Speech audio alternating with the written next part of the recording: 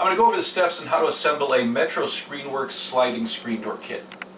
When you order your screen door, you pick your color, also the type of material you want. You're going to measure your height and your width, and they're going to custom cut the frame for you. The frame comes with the rollers already built in, and they're adjustable. You also get the corners in, so all you have to do is press this together. You get weather strip, spline, a tool to put the screen in. You also get to pick your screen, and in this project we're going to be using a pet screen. To assemble the frame, you just push the corners together, and if it's snug, if it doesn't slide all the way up, we're just going to stand it on end and put pressure on it, or use a rubber mallet and tap it all the way tight. Once you put your frames together, now we're just going to roll out the screen. If the roll of screen is too long, you're just going to cut it just past the frame using a utility knife. On your roller tool, you're going to have a rounded side and a concave side. If you have flat spline, you're going to be using the round side. In this case, we have a round spline, so we're going to be using the concave side to push this in. You want to make sure that you lay out your screen square and it extends at least a ½ inch past this groove that we're going to push the spline into. You can either use clamps on 3 of the corners or tape to keep it flat if you have a thin screen. In this case, we have a very thick pet screen, so it's just going to lay in place very nice. We're just going to make sure it's square, and then the groove that we're pushing the spline into, you can just work it a little bit with your tool, and then we're going to start on the small side and start putting in our spline.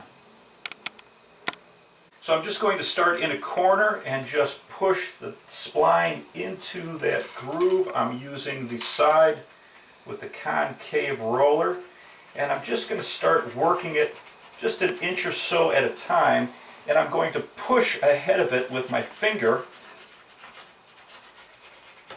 and I'm just going to force it into the groove just like that.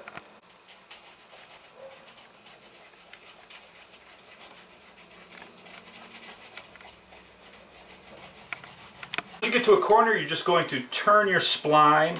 I like to start the groove with the tool just to compress the screen, and we're just going to start pushing it in just past the corner, and then we're going to come back. We're going to come back at the end and then force in the 4 corners with a screwdriver. Now we're just going to make sure that our screen is straight, and we're just going to work an inch or so at a time, just slowly working it into that groove. Once you reach the next corner, we're again going to put a 90-degree turn in this and start just past the corner. And I'm just going to apply just light pressure to pull this. You don't want to overstretch it, because as you push in your spline, it's going to pull it tight. But we don't want any big wrinkles.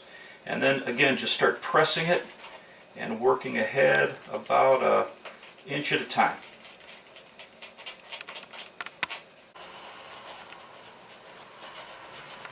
At the next corner, we're going to fold our spline and just work the screen into the corner, just putting slight pressure on it so there's no waves, and then we'll start working in on the last side. When you get down to the very last corner, you're just going to take a utility knife or scissors, cut the end, and then we'll roll this into the corner.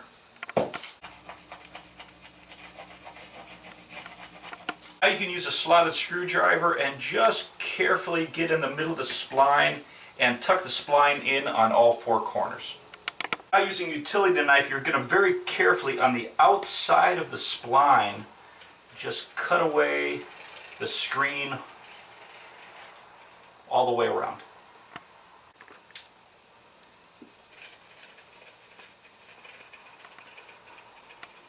And then just pull away the excess screen.